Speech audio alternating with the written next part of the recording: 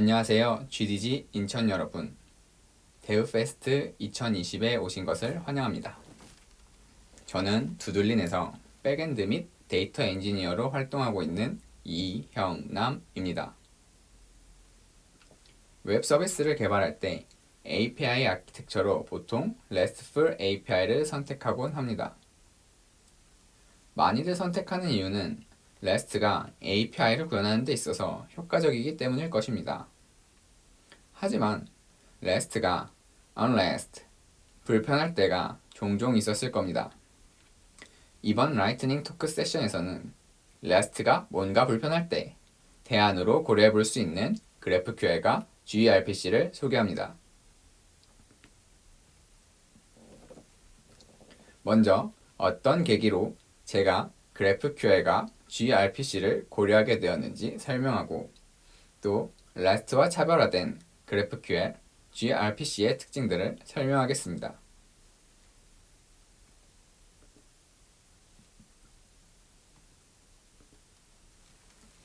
코딩에는 정답이 없다 라는 말이 있습니다. 많은 분들이 공감할 만한 문구라고 생각합니다.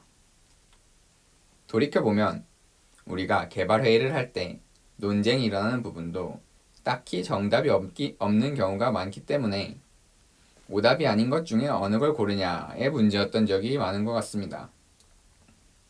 거꾸로 뒤집어 말하면 이렇게 해도 그만, 저렇게 해도 그만인 것 같은데 길게 회의할 내용이었나 싶기도 합니다.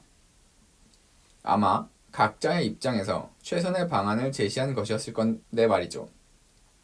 만약 서로 커뮤니케이션 해야 하는 부분들이 좀 더 유연해져서 각자가 독립적으로 개발할 수 있는 환경에서는 불필요한 논의도 많이 줄어들지 않을까 고민하게 되었습니다.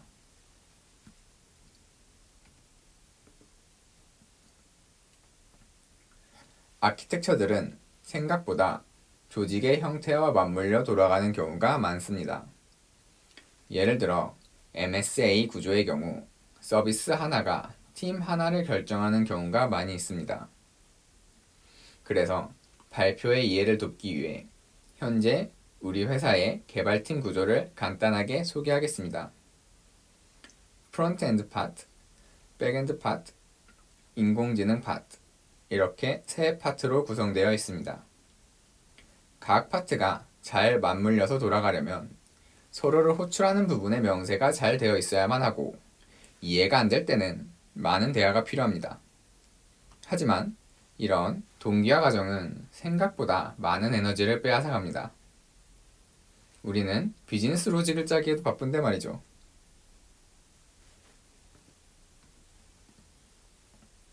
그래서 크게 두 가지 목적을 가지고 아키텍처를 개편하면 어떨까 생각했습니다.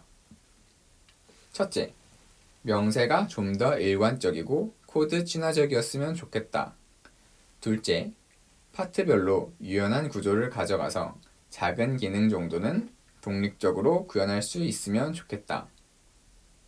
이 목적들을 달성하기 위해서 클라이언트와 서버 사이에는 GraphQL을 도입해 보았고 백엔드 서비스와 인공지능 서비스 사이에는 gRPC를 도입해 보았습니다.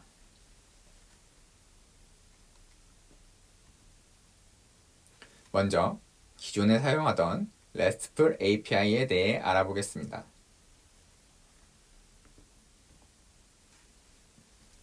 RESTful API는 쉽게 생각하면 웹 자원에 대한 CRUD를 하겠다는 것입니다. HTTP 프로토콜을 활용하여 웹 자원을 생성, 읽기, 수정, 삭제하기 위한 아키텍처입니다.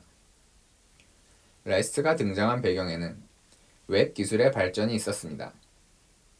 웹 서비스가 서버 클라이언트 구조로 분리가 되고 데이터를 사용하는 곳은 클라이언트 사이드인 반면에 데이터에 대한 권한을 다루는 곳은 서버 사이드이다 보니 둘 사이에 통신이 필요해집니다. 이때 등장한 것이 REST입니다.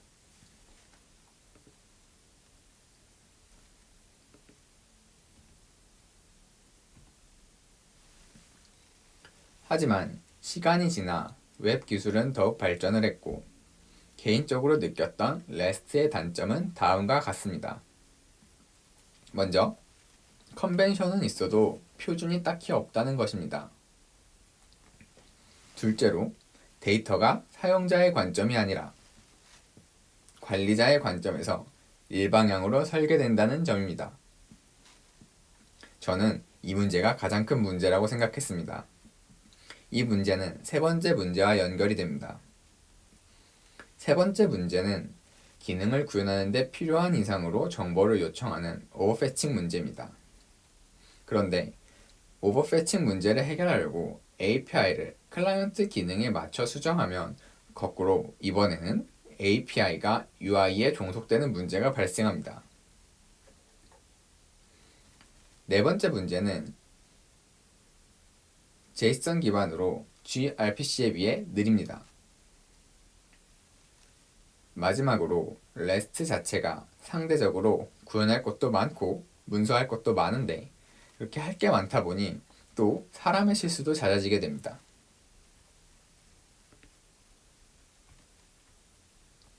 그래서 첫 번째로 고려한 대안이 GraphQL입니다.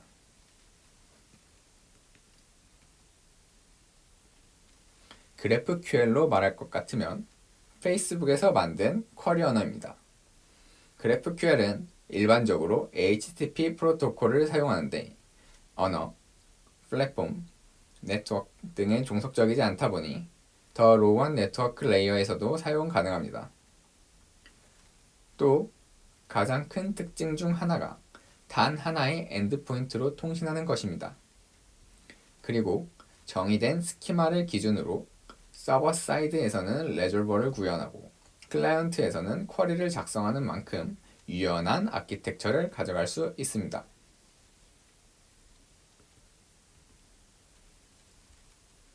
단 하나의 엔드포인트를 가지면서 크게 두 가지 특징이 나타납니다. 첫 번째 특징은 API 호출에 대한 정의 주체가 서버 측에서 클라이언트 측으로 바뀌는 것입니다. 이 덕분에 클라이언트 측에서는 효율적으로 API를 호출할 수 있게 됩니다.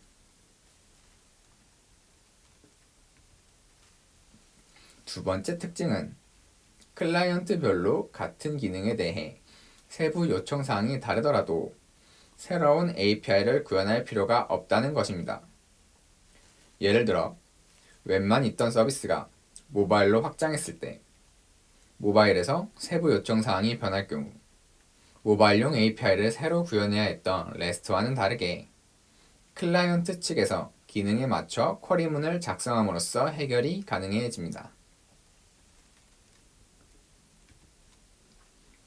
정리해보자면 GraphQL은 쉽게 말해서 스키마를 떠올리면 쉽습니다. GraphQL은 서버와 클라이언트 양측이 정의된 스키마를 기반으로 통신합니다. 서버 측에서는 데이터 관리에 최적화된 형태로 레졸버를 구현하면 되고 클라이언트 측에서는 데이터 사용에 최적화된 형태로 쿼리를 구현하면 됩니다.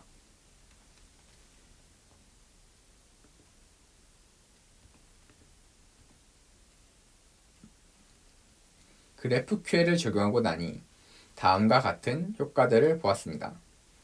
먼저 서버 측에서 일방적으로 API를 정의하는 것이 아니라 클라이언트 측에서 기능에 맞춰 쿼리를 효율적으로 작성하니 네트워크 비용이 감소했습니다.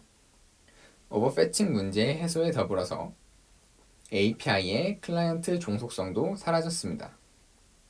그리고 서버와 클라이언트가 서로 유연하게 개발 가능해짐에 따라 기능 확장에 용이해졌으며 또 모바일 등의 새로운 클라이언트로의 확장에도 유리해졌습니다. 두 번째로 REST를 보완해줄 기술은 gRPC입니다. gRPC로 말할 것 같으면 구글에서 만든 RPC 프레임워크입니다. gRPC는 HTTP2 프로토콜 위에 개발되었습니다. gRPC는 플랫폼이나 언어 등에 종속적이지 않다는 특징 덕분에 다양한 머신이나 언어로 개발되는 MSA 구조에서 탁월한 성능을 보이고 있습니다. 또 REST와는 다르게 JSON 형태가 아닌 바이너리 형태로 정보를 주고 받기 때문에 높은 전송 효율을 보이고 있습니다. 1회 요청에 1회 응답만을 할 수 있는 REST API와는 다르게 양방향 스트리밍도 가능합니다. 프로토콜 버퍼라는 구현체를 기반으로 하고 있습니다. gRPC는 RPC 프레임워크라고 했습니다. 여기서 RPC는 Remote Procedure Call의 약자로 원격 머신을 호출할 때 로컬 함수를 호출하듯이 통신하는 방법입니다. MSA가 유행하면서 백엔드 서비스 간의 통신을 위해 많이 채택되는 경향이 있습니다. 최근 유행으로 인해서 RPC가 최근 등장했다고 오해하는 분들도 있던데 RPC 기술 자체는 웹보다도 더 오래전에 등장한 기술입니다. 그림은 gRPC의 구조를 나타낸 것입니다. 각 서비스에 gRPC 서버 또는 스터브가 구현되어 있어서 서로 원격 호출을 할 수 있습니다. 스터브는 호출하는 쪽에서 데이터를 받는 클라이언트 역할을 한다고 생각하면 이해가 쉽습니다. RPC 기술 자체는 REST에 비해 다루기 까다로워서 외면받아왔지만 gRPC 등 현대적인 RPC 프레임워크가 등장함에 따라 활용이 쉬워졌습니다. gRPC에는 요청과 응답을 1회만 하는 방식과 연속된 데이터를 주고받는 스트리밍 방식 두 가지가 있습니다. 총 4가지 요청, 응답 구조를 가질 수 있는데 REST와 마찬가지로 요청 1회에 응답을 1회만 하는 방식인 유나리도 있지만 요청과 응답 양방향에서 스트리밍을 할 수도 있습니다. gRPC의 핵심은 프로토콜 버퍼 구현체에 있습니다. 프로토콜 버퍼는 프로토 파일을 통해 gRPC 서비스를 정의합니다. 하나의 프로토 파일을 공유하면 gRPC 서버를 구현하는 쪽이나 스터브를 구현하는 쪽 모두 언어에 상관없이 코드를 자동으로 생성해서 통신할 수 있습니다. 프로토콜 버퍼는 데이터를 바이너리로 디코딩, 인코딩 하는 역할도 수행하며 바이너리 데이터를 각각의 서비스나 언어에서 사용 가능한 형태로 변환해 줍니다. 정리해보자면 gRPC는 쉽게 말해서 하나의 펑션이라고 생각하면 이해가 쉽습니다. 서비스 내에서 함수를 호출하듯이 원격 머신의 기능을 호출하는 RPC 방식을 프레임워크화하여서 활용하기 쉽게 제공하고 있습니다. 가장 큰 장점은 REST에 비해 네트워크 비용이 감소한다는 것입니다.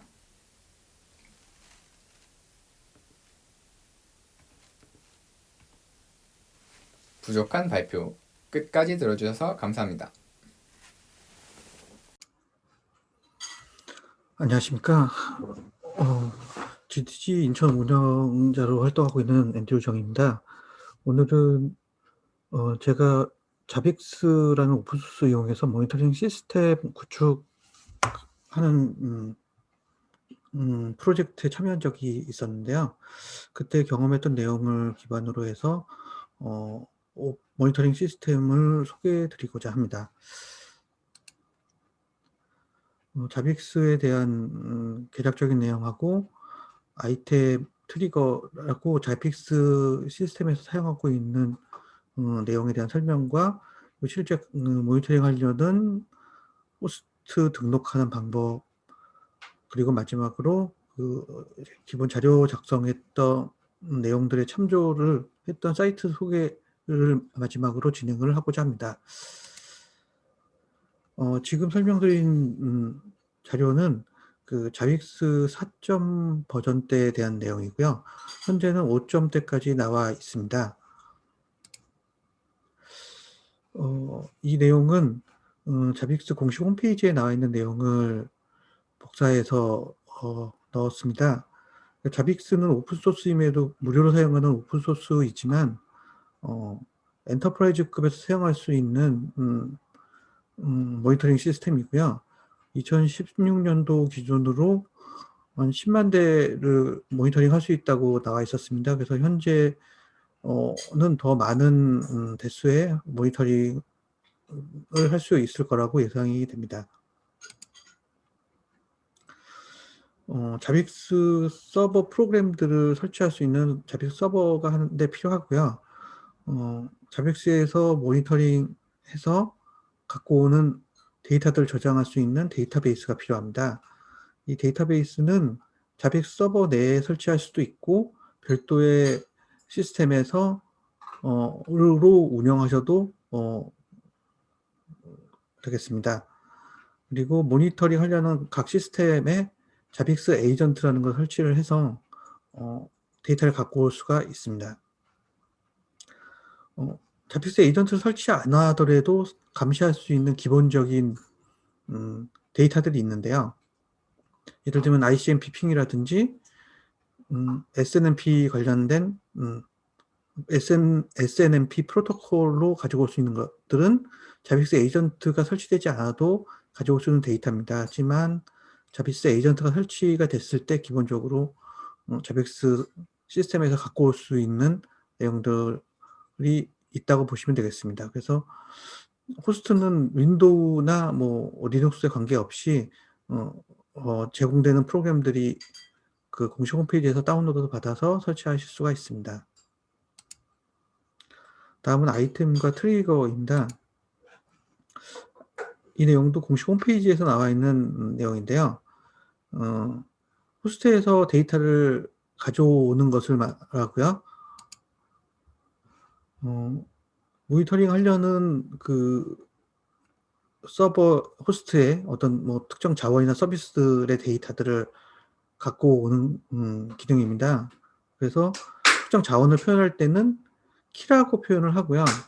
여기에서 system.cpu.load.avg라고 하는 게 자빅스에서 얘기하는 키가 되겠습니다. 거기에 좀 더 다양한 조건을 넣을 수 있는 파라미터들을 넣어서 데이터를 가지고 쓰게 됩니다. 가지고 온 데이터들은 그래프로 표현을 할 수 있게도 제공이 됩니다. 다음은 트리거인데요.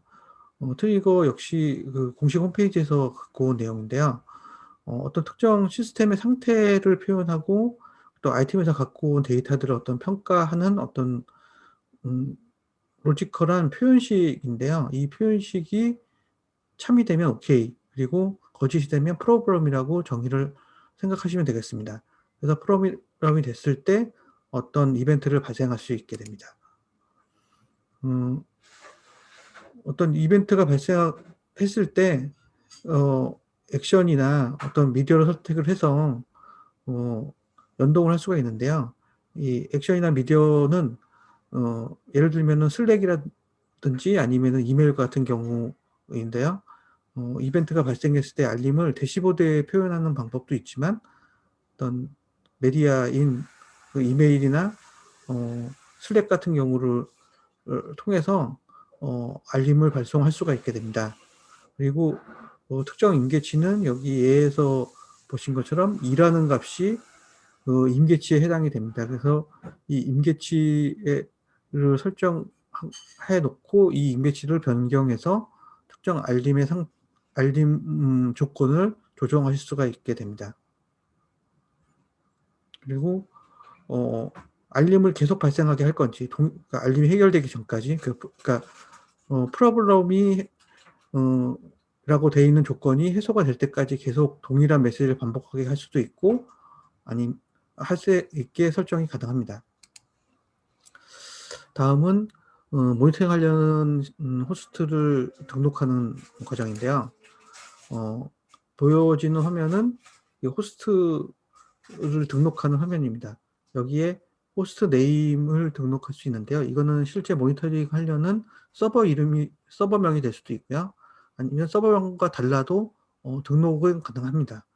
그리고 그룹이 있는데요. OS별 그룹 또는 뭐 디바이스별 그룹을 등록을 하게 되고요. 미리 등록을 하게 됩니다. 그래서 등록을 한 내용들을 셀렉트라는 버튼을 통해서 선택을 할 수 있고요. 이 등록하는 호스트가 어느 그룹에 해당되는지를 정해주게 됩니다. 이 정해진 그룹에 따라서 어떤 알림에 대한 조건들을 정의하실 수도 있습니다. 그리고 자빅스 서버가 모니터링 하려는 시스템과 연결을 하기 위해서 연결할 수 있는 IP 어드레스를 기록을 하게 됩니다. 포트는 기본으로 10050으로 사용할 수 있고요. 해당되는 그 호스트가 모니터링 호스트가 내부망일 경우에는 내부 IP를 적어주시면 되고요. 외부 IP인 경우에는 퍼블릭 IP를 넣어주시면 되는데요.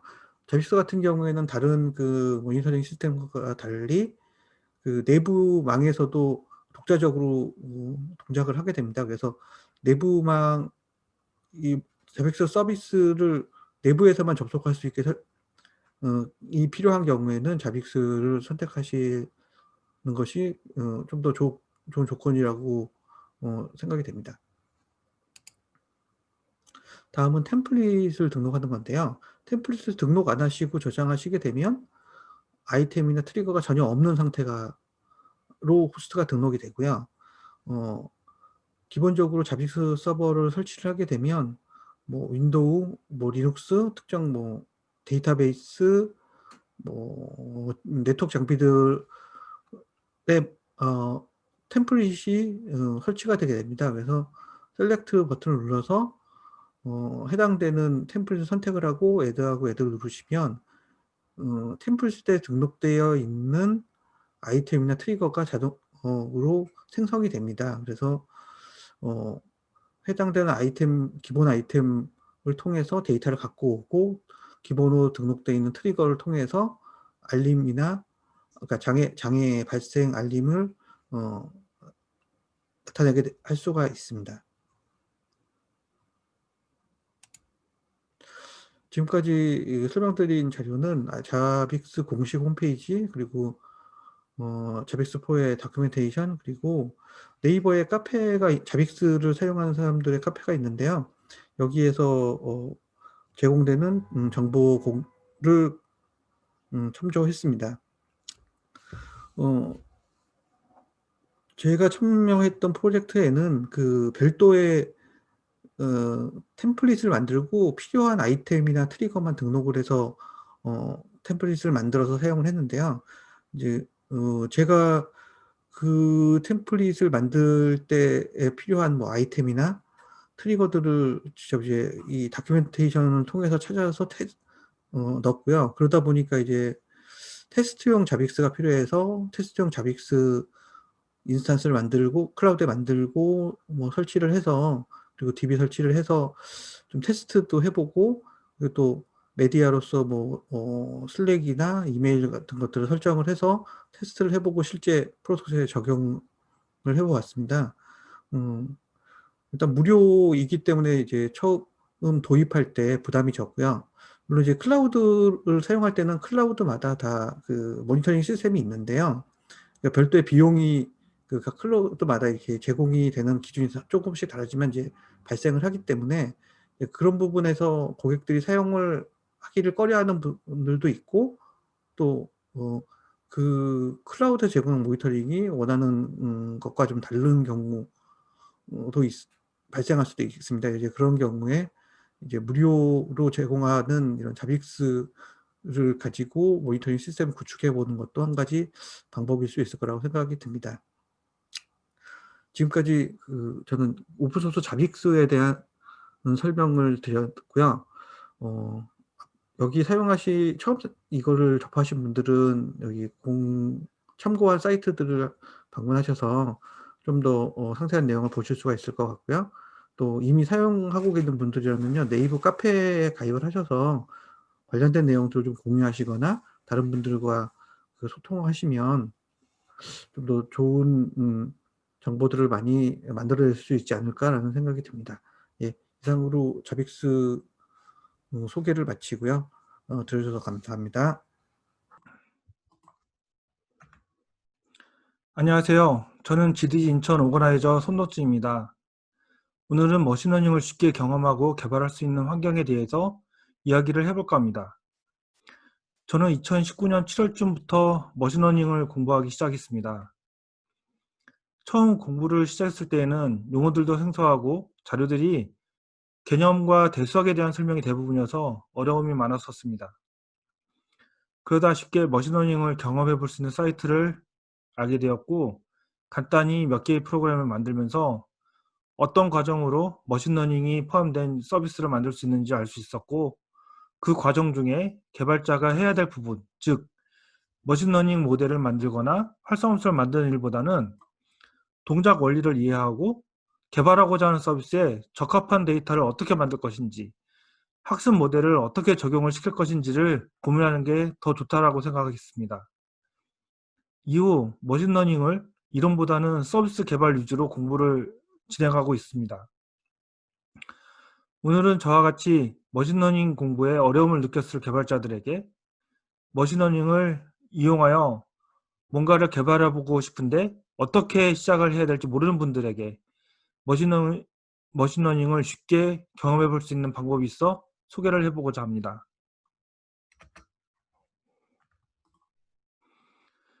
구글에서 2017년도에 만든 사이트입니다. 이게 그 유명한 6살짜리도 머신러닝을 개발할 수 있게 만든다는 바로 그거예요. 제공되는 기능은 이미지를 구분하는 모델, 소리를 구분하는 모델, 포즈를 구분하는 모델을 제공하고 있습니다. 물론 학습 데이터는 개발자가 제공을 해야 합니다. 사이트에 튜토리얼도 있으니 확인해 보시면 도움이 됩니다. 본격적으로 사이트를 사용하기 전에 머신러닝이 포함된 서비스를 어떤 과정을 거쳐서 만들어지는지 알고 갑시다. 어떤 서비스를 만들지 계획을 세웠다면 먼저 데이터를 수집을 합니다. 예를 들어 꽃을 인식하는 사이트를 만든다면 먼저 꽃 이미지들을 수집을 합니다. 수집된 데이터는 우리가 학습 데이터를 만들기 위해 레이블링 작업을 진행을 합니다. 레이블링 작업은 각 꽃 이미지에 무슨 꽃인지를 이름을 다는 작업이라고 생각하시면 됩니다. 이렇게 레이블링된 데이터를 학습 데이터라고 합니다. 이 중 일부를 띄어서 테스트 데이터를 만듭니다. 테스트 데이터는 추후에 모델이 잘 학습이 됐는지 테스트하기 위한 자료로 사용이 됩니다. 이렇게 데이터를 준비하는 동안 우리 ML 전문가들은 꽃을 분리시키기 위한 ML 모델을 준비를 합니다. 기존에 알려진 모델을 이용해서 만들 수도 있고 새로운 알고리즘을 이용해서 만들 수도 있습니다. 이때 앞에서 봤던 무지막지한 것들을 사용을 합니다. 아주 머리가 복잡하겠죠? 네. 이렇게 학습 데이터와 ML 모델이 준비되었으면 학습을 진행을 합니다. 학습이 잘 되었으면 학습된 모델을 저장을 하고 앞에서 준비한 테스트 데이터를 이용해서 판별을 잘 하는지 평가를 합니다. 물론 평가 결과가 좋지 않으면 모델에 문제가 있는지 데이터에 문제가 있는지를 다시 확인 후 이 과정을 다시 수행을 합니다. 반복적으로 수행을 하죠. 평가 결과가 이상이 없으면 앞에서 저장한 학습 모델을 서비스에 적용을 하면 됩니다. 이런 과정을 거쳐 머신러닝 모델을 서비스에 적용하게 됩니다. 한번 간단히 사이트를 한번 만들어 보겠습니다.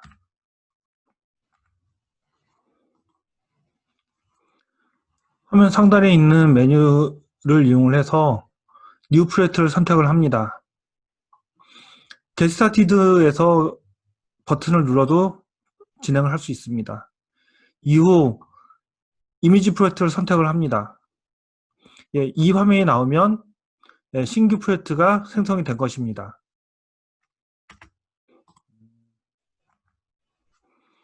우리는 웹캠을 이용해서 간단한 학습 데이터를 만들 겁니다. 클래스명, 즉 레이블명을 입력을 하고 관련 이미지들을 등록을 합니다. 우리는 사진을 촬영하듯이 이미지를 등록을 할 거예요. 이 작업이 앞에서 말했던 데이터 수집과 레이블링 작업을 하고 있는 겁니다. 여러 개의 데이터를 인식시키려면 에디트 클래스를 선택을 해서 다른 데이터를 추가를 해주면 됩니다. 저는 책 3권과 안경집을 등록을 할 겁니다. 데이터는 같은 클래스의 데이터를 다양한 각도에서 촬영을 해서 등록하는 게 좋습니다. 예를 들어 꽃 데이터를 등록을 할 때는 한 개의 꽃만 등록을 하는 게 아니라 여러 개 모여 있을 때, 꽃봉오리가 작을 때, 다 폈을 때 이런 데이터들을 다 등록을 해주는 게 인식률이 더 좋습니다.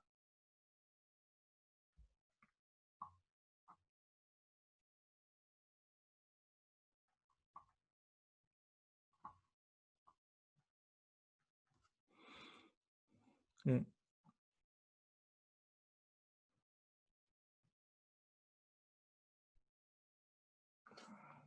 다른 책도 등록을 좀 더 해보고요.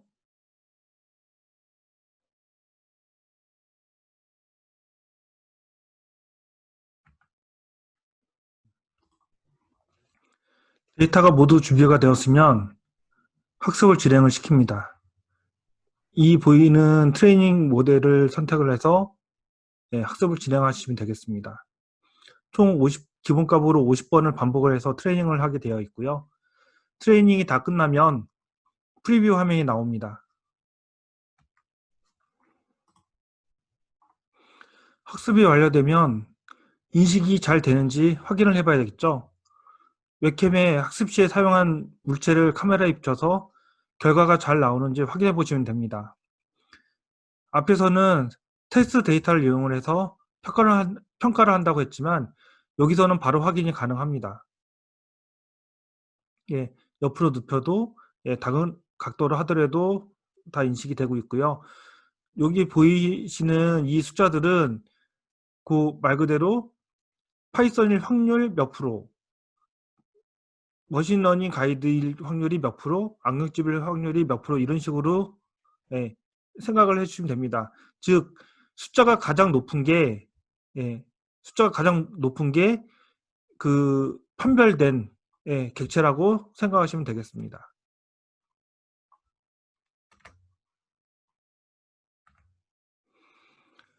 그리고 지금까지 만든 학습 데이터들을 저장을 합니다. 구글 드라이브에 저장을 할 수도 있고요. 로컬에 프로젝트 정보를 다운받을 수 있습니다. 익스포트 모델을 눌러서 학습 정보들을 다운받을 수 있습니다. 저희는 웹사이트를 개발하려고 처음부터 계획했기 때문에 텐서플로우 JS 탭을 눌러서 학습 모델을 다운받습니다. 지금 보이시는 이 스크립트도 따로 저장을 하시면 개발하는 데 도움이 됩니다.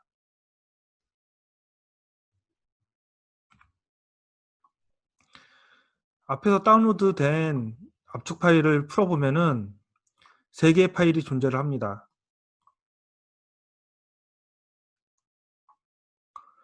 제일 위에 있는 게 학습 객체에 대한 메타데이터 정보, 그 다음에 학습을 한 모델 정보, 그 다음에 학습을 한 가중치 정보 이렇게 3개의 파일이 들어있고요.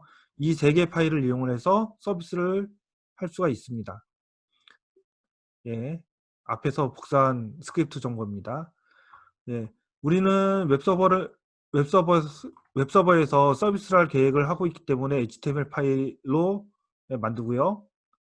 HTML 파일을 하나 만들고요. 오픈을 합니다.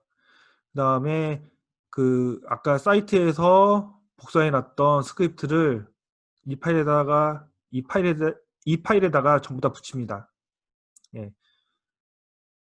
확장자가 HTML이기 때문에 빠져있는 HTML 태그들을 전부 다 맞춰주면 되겠습니다.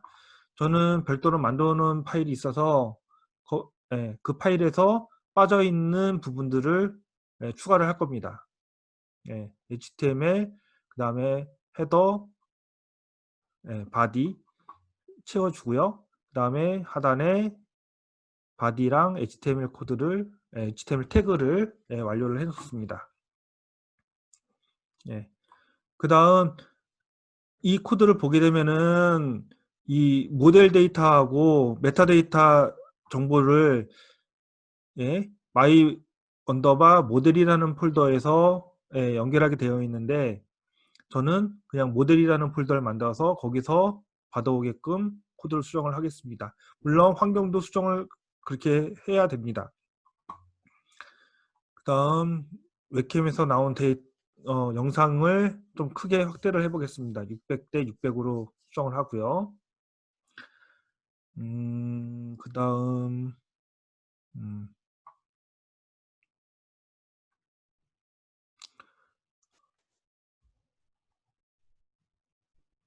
예, 여기 있다. 그 예측 결과가 출력되는 펑션입니다. predict. 지금 요 내용을 보시게 되면은 predict 모델 predict 해갖고 예측된 결과에 대해서 결과를 클래스명과 예측 확률, 예측 확률을 짝으로 해서 쭉 찍게 되어 있습니다. 이 펑션을 수정을 해서 여기에 맞게 수정을 해서 더 다양한 서비스들을 만들 수 있게 제공할 수가 있습니다. 지금은 테스트 형태이기 때문에 그냥 클래스명과 확률 값만 찍게 수정을 했습니다.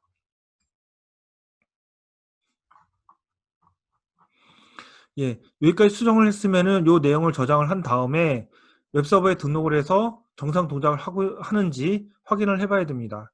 저는 GitHub에 이 파일과 앞에서 얘기했던 파일 3개, 그렇죠? 가중치 파일, 그 다음에 모델 파일, 그 다음에 메타데이터 파일 3개를 전부 다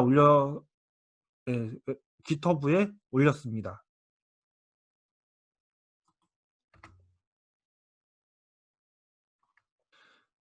사이트에 다 올렸으면은 브라우저로 사이트에 접근을 해봅니다.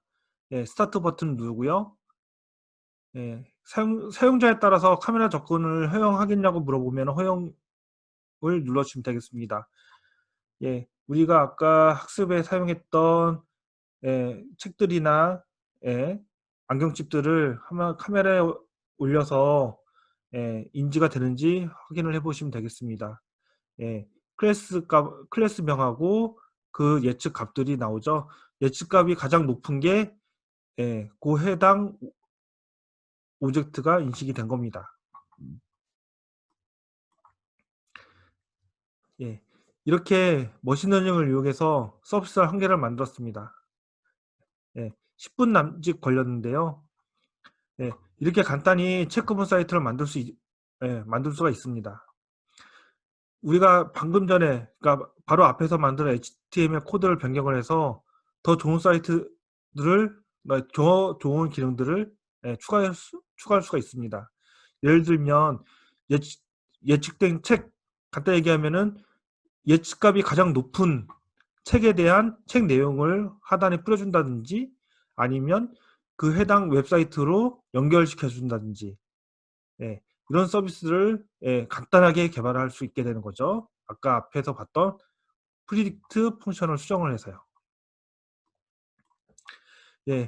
이렇게 쉽게 사이트를 개발해 봤지만 오늘 우리가 꼭 기억해야 될 내용들이 있습니다.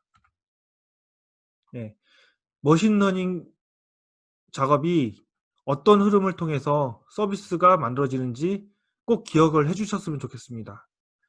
물론 아는 만큼 보인다고 뭐 퍼세트론이, CNN이, RNN이, 뭐 손실 함수가 어떻고 저떻고 하이퍼 파라미터가 이 모든 내용을 다 알고 가면은 더 좋은 모델, 더 좋은 서비스를 만들 수 있겠지만 개발자가 잘 할 수 있는 영역에 더 집중을 하면은 더 좋지 않을까 합니다. 마지막으로 지금까지 머신러닝을 하고 싶은 개발자들은 머리 아픈 부분부터, 무지막지한 부분부터 시작하지 마시고 자신이 할 수 있는 부분부터 시작을 하면서 영역을 넓혀가야 쉽게 머신러닝에 접근할 수 있다고 생각을 합니다. 지금까지 제 화면하고 영상하고 좀 시간차가 좀 날 수 있겠는데 카메라 사용하는 부분 때문에 영상을 미리 찍었어요. 그 점 좀 양해 바라고요. 이것으로 아주 쉬운 머신러닝 맛보기를 마치겠습니다. 감사합니다.